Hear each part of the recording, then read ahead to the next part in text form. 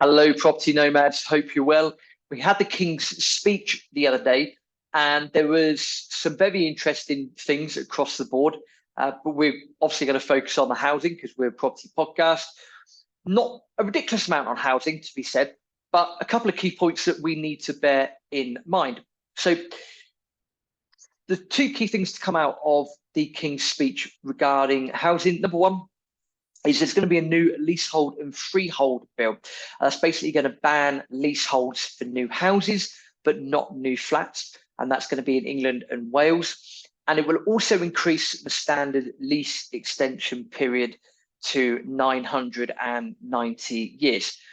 Now, normally things in Parliament move at a glacial speed, so I don't know how long or how quick this is going to take effect. But I do think this is actually quite beneficial. Moving forwards. Why?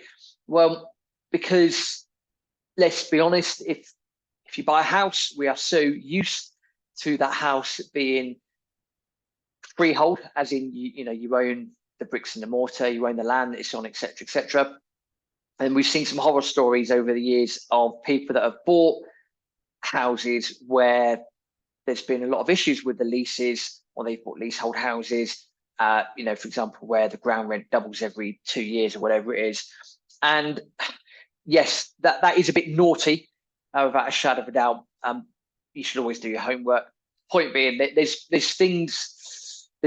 both sides of the argument is there. But I think overall, for the clarity of the property market, I do think banning leaseholds for new homes is probably a good thing.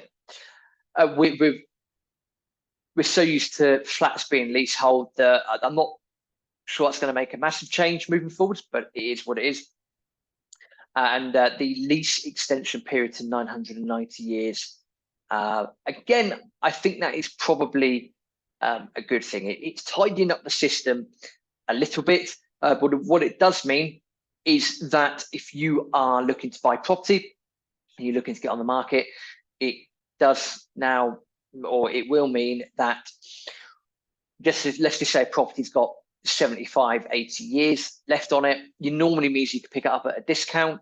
And normally, if you then go and extend the lease on that property, maybe you get it to 125 years.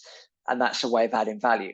Now you're going to be able to possibly get property at fire sale prices, plot the lease extension in.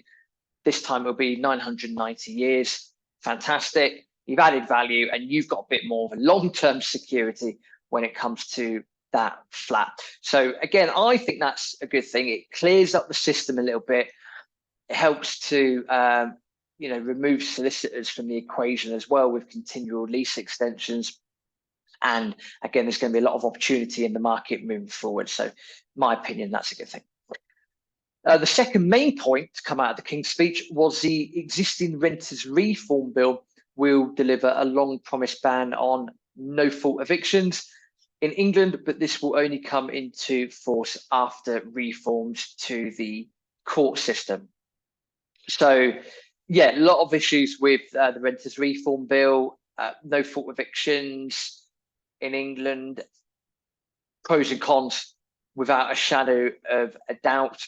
So basically what they're saying, or what the King has said and what the government have said is, yeah, the renters reform bill, it will come into law at some point, a good old government kicking the can down the road, but it will only come into force after reforms to the court system. Again, that could take a very, very, very long time. So from a tenant's point of view and from a landlord's point of view, I've been a tenant, I am a landlord. I can see both sides of the argument. If from a landlord's point of view, you've got a difficult tenant, you want the tenant out, and one of the easiest ways is to go, yeah, cool, thank you very much, section 21, I just want my property back. Voila, thank you very much, perfect. But that's being banned. So, what do you do if you are a landlord and you're stuck there with a pain in the backside tenant? Maybe it involves going through the court system, that involves legal fees, possibly it involves court fees, all of that sort of stuff. It can be quite a long-winded process. All the while you're losing out on rent because the tenant might not be paying you the rent. So from a landlord's point of view, it's an absolute pain in the backside. From the tenant's point of view, tenants like security. I've been very lucky living up in Hull, where we had a very good landlady. We were living there for 4.5 years. Really good, no issues, absolutely fine. Although the AST was only ever a 12-month or 6-month rolling contract, there was never any issue. But you could, at any point, the landlord could say to the estate agent, letting agent, hey, we want our property back. And from a tenant's point of view, there's not a lot of security there. So knowing that you're not going to be able to be kicked out of your own place where you live does provide an element of security from the tenant's point of view, which is quite beneficial. Now, the renters reform bill is going to enhance tenant security as such, which again is good for the tenant. But from a landlord's point of view, if you then get a difficult tenant, you're then not able to get them out as easy. And again, we're landlords. We don't all run charities. We need to be able to make a living out of this whilst providing the service to the rented sector of the UK. So swings and roundabouts. All that being said, let's just recap the two main points to come out of the King's Speech for housing. So point number one is that there's going to be a new leasehold and freehold bill that will ban leaseholds for new houses, but not new flats. And that applies to England and Wales only. And it will increase the standard lease extension period to 990 years. And the second point being that the existing renters reform bill will deliver a long promised ban on no fault evictions, but this will only come into force in England, and it will only come into force after reforms to the court system, which I don't know how long that's going to take. I'm not the government. For more reaction on energy and the environment, please do go ahead and head across to our YouTube channel, Property Nomads. Thank you for listening. Please do subscribe to the podcast if you haven't already done so. Please spread the word of Property Nomads out to as many people as you can. Do go and subscribe to the YouTube channel as well. We've got a lot more content over there. Thank you very much for your time. We'll see you in the next episode.